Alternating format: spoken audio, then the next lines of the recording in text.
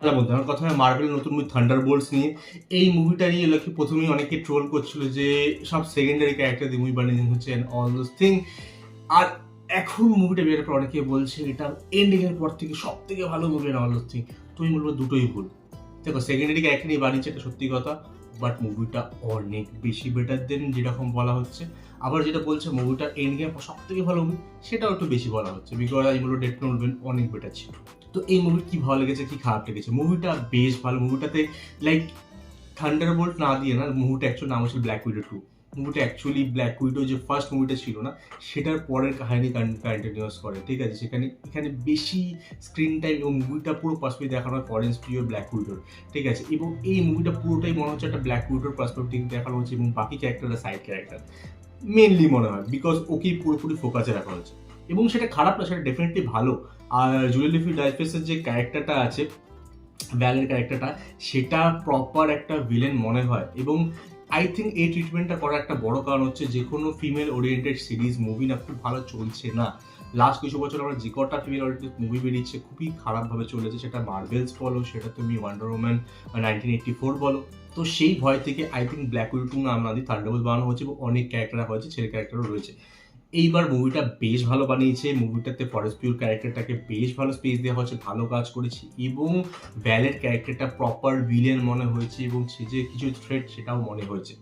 আর মুভিটাতে বেশ ভালো কমেডি রয়েছে, কারণ কমেডিতে পিছানো, প্রত্যেকের ক্যারেক্টারের কমেডি মজা এসে যাবে। পুরো গল্পটাতে কমেডি জায়গায় ভর্তি। এই জিনিসটা অনেকে আবার খারাপও বলে যে সব জায়গায় খালি কমেডি ঢোকায়, বাট মার্ভেলের স্ট্রং পয়েন্টই হচ্ছে এরা কমেডি রেখেছে প্রত্যেকটা সিরিজের, মানে মুভি বলো তুমি, সেটা আয়রন ম্যান মুভি বলো, ক্যাপ্টেন আমেরিকা বলো, সেটা তো থর বলো, প্রত্যেকটাতেই কিন্তু তুমি মানে কমেডি ব্যাপারটার জন্য কিন্তু বেশি মানে এফেক্টিভ হয়, একটু লাইট ওয়েটেড থাকে রাদার দেন ডিসি একটু ডার্ক ব্যাপার যেগুলো করে থাকে। তো তাই জন্য কিন্তু মার্ভেল পছন্দ করে থাকে, সেই জিনিসটা মনে হবে ব্যাক করেছে। মুভিটা ভালো মুভি, মুভিটার শুটিং খুব সুন্দর হয়েছে। মুভিটার ভিজুয়ালগুলো দেখে প্রথমে মনে হচ্ছে যে একটা সিরিজ হবে কিনা, সিরিজ একটা ব্যাপার আসছে, কিন্তু সেরকম না। মুভিটার যে সিনেম্যাটিক ব্যাপার সেগুলো রেখেছে, প্রত্যেককে খুব সুন্দর লাগে, স্পেশালি ফরেন্স পিউর ক্যারেক্টারটা, মানে ব্ল্যাক উইডো, এবং সেবাস্টিয়ান স্ট্যানের যে উইন্টার সোলজার, এই দুজনকে খুবই ভালো লাগছিল দেখতে অন স্ক্রিন। আমার এই দুজনের কাজ খুব ভালো লেগেছে। যেটা বললাম, আমি তোকে কোনো স্পয়লার দেবো না, ব্ল্যাক উইডো মুভি দেখে থাকো। ব্ল্যাক উইডো মুভির পরের ঘটনা মোস্টলি এখানে দেখানো হয়, এবং এই মুভিটাতেই যেগুলো সেট আপ করা হয় সেগুলো খুব এক্সাইটেড করে পরের মুভিগুলোর জন্য।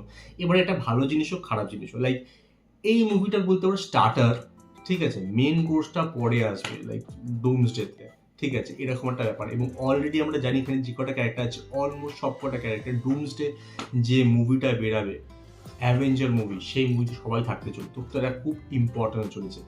এইবার এখানে যে মেন ভিলেন দেখানো হবে, যে সেন্ট্রি ক্যারেক্টারটা, সেন্ট্রি অ্যাকচুয়ালি ভালো, ওর একটা সেকেন্ড ফর্ম আছে, সেটা হচ্ছে হোয়াইট, সেটা খারাপ। তো এই ক্যারেক্টারটা ওভারলি পাওয়ারফুল, ঠিক আছে। তো এইখানে ওভার পাওয়ারফুল হওয়ার জন্য এইখানে আমরা বুঝতেই পারছিলাম যে সেমন কোনো ফাইটিং কিছু থাকবে না, বিকজ এখানে প্রত্যেকটা ক্যারেক্টার এক্সেপ্ট ঘোস্ট প্রত্যেকেই গায়ের জোরে ফাইটিং করে, ঠিক আছে, গুলি খুশি গাছাবে, খালি ঘোস্ট একটু ফেস টেস্ট করতে পারে। তাছাড়া এমন কিছু মানে আমেজিং পাওয়ারফুল কেউ নেই এখানে, ঠিক আছে। যে ধরুন আয়রন ম্যান লেজার ফেজার হানা টানা কত শুট করতে পারে, ধরুন থর লাইটিং ফাইটিং মারতে পারে, ঠিক আছে। তো এরকম যে পাওয়ারগুলো, সেই ধরনের পাওয়ার এখানে কারোর কিছু নেই। তো এরা খালি ঘুষে গেছে, গায়ের জোর আছে, তো সেগুলো দিয়েই চলে।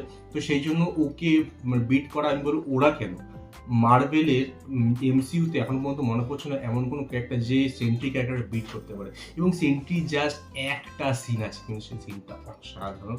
এবং ভয়ের যে ভিলেনটা তাকে ডিফিট করার যে ট্রোপটা, সেটাও বোঝাই যাচ্ছিল ট্রেলার দেখেই, যে ওরা পাস্টে থিঙ্ক চলে যাচ্ছে, নিজেদের পাস্ট ড্রামাগুলো দেখছে, এবং তারপরে ওখান থেকে কী করে উভরে আসছে, সেইভাবেই আই থিঙ্ক মানে কথা বলে বেরিয়ে আসার চেষ্টা। তো এখানেও সেটাই হয়েছে, লাইক এখানে অ্যাকশনের থেকে বেশি না, কথা বলে বেরানোর চেষ্টা করা হয়েছে, ঠিক আছে। এটা ভালো খারাপ দুটো দিকই আছে। এই মুভিটা খুব হেভিলি ইনফ্লুয়েন্স করে হচ্ছে মেন্টাল হেলথকে, ঠিক আছে। এখানে প্রত্যেকটা ক্যারেক্টার, সেটা ফরেন্স ক্যারেক্টার হোক বা সেন্টি যে ছেলেটাকে কাজ করছে লুইস, ঠিক আছে, ওর ক্যারেক্টার বব, ওর ক্যারেক্টারটা হোক, বা সেবাস্টিয়ান স্ট্যানের ক্যারেক্টারটা হোক, বা প্রত্যেকে ওরা বেশিরভাগ ক্যারেক্টারই লাইক পাস্টটা এত খারাপ হয়েছে, পাস্টটাকে নিয়ে ওদের মেন্টাল হেলথটা কী ধরনের, এবং সেকেন্ডারি এরা ভিলেন টাইপের ক্যারেক্টারটা কীভাবে উঠে এসে অ্যাভেঞ্জার হচ্ছে, সেটা একটা ব্যাপার আছে।